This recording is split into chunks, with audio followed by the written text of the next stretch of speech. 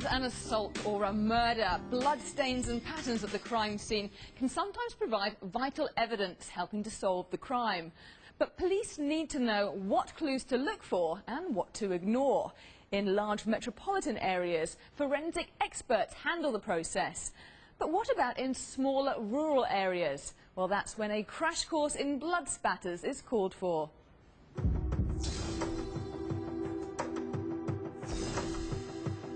In a classroom at the Criminal Justice Institute at the University of Arkansas, several crimes are taking place. Just a little light throat cut. I want to shoot this young lady in the neck. And the criminal masterminds are forensic expert Paulette Sutton and her accomplice, Steve Nichols.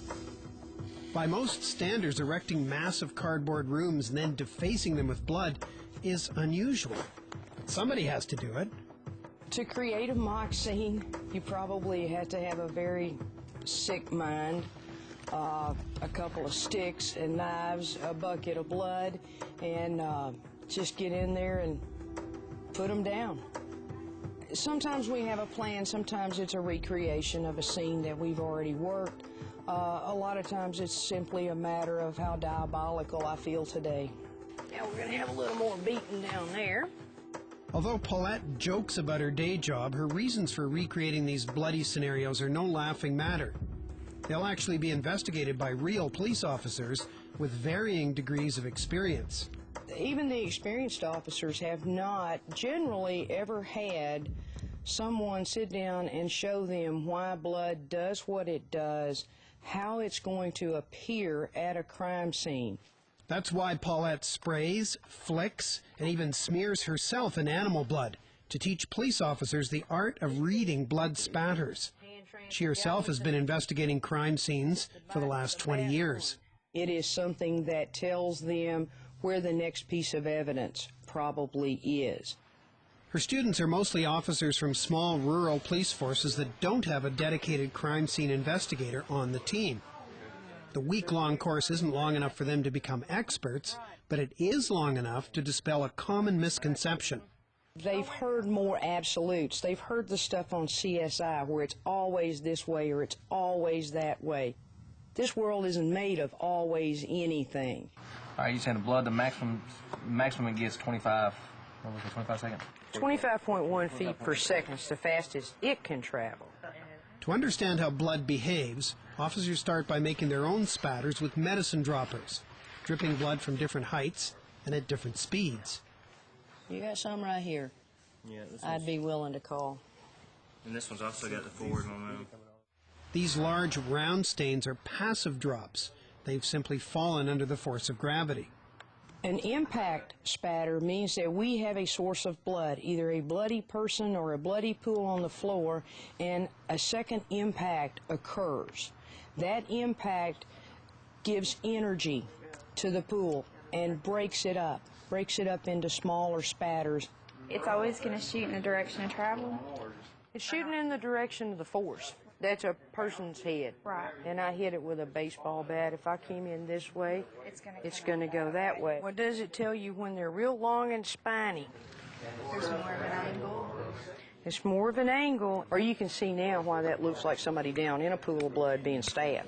And remember, too, now, when people stab other people, that knife wipes clean. It's a lot to absorb in a couple of days, but Paulette says no matter what information these officers take away, it's going to help them. One student this week has already said he bypassed stains at a scene last week because he didn't know what they meant. He wasn't overlooking them, he wasn't discounting them, he just didn't know what they meant. Armed with the new information, it's time to work a crime scene. Paulette makes the scenes as realistic as she can, but not so tough that they'll completely stump the investigators. They've got a good mix-up of different stains to start pulling the patterns out. A really bad assault is a bad mishmash of a lot of different things happening, and that's not where you learn. You learn starting with the not so mixed up.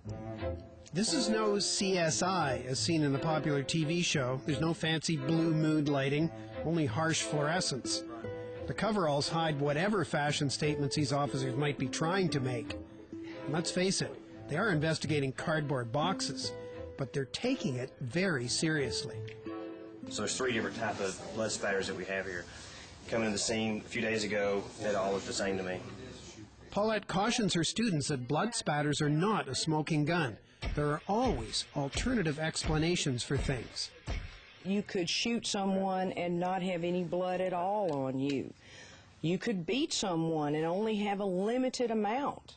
You could pick someone up and carry them to a car to get first aid and have blood on you and still not get yourself convicted erroneously.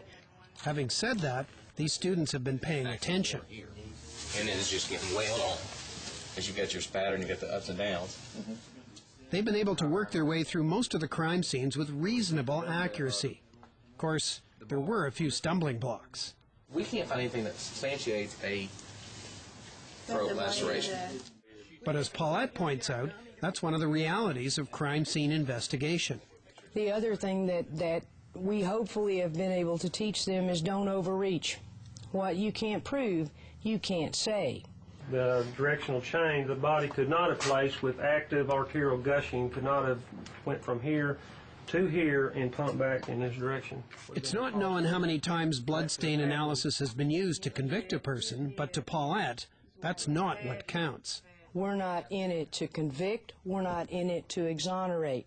We're in it to find the scientific proof that helps a jury make the right decision. What is clear is that she loves what she does. Sometimes it's hot, nasty, tiring work, but there's a different puzzle. And the puzzle doesn't end when I leave the office. It doesn't end until I get it solved.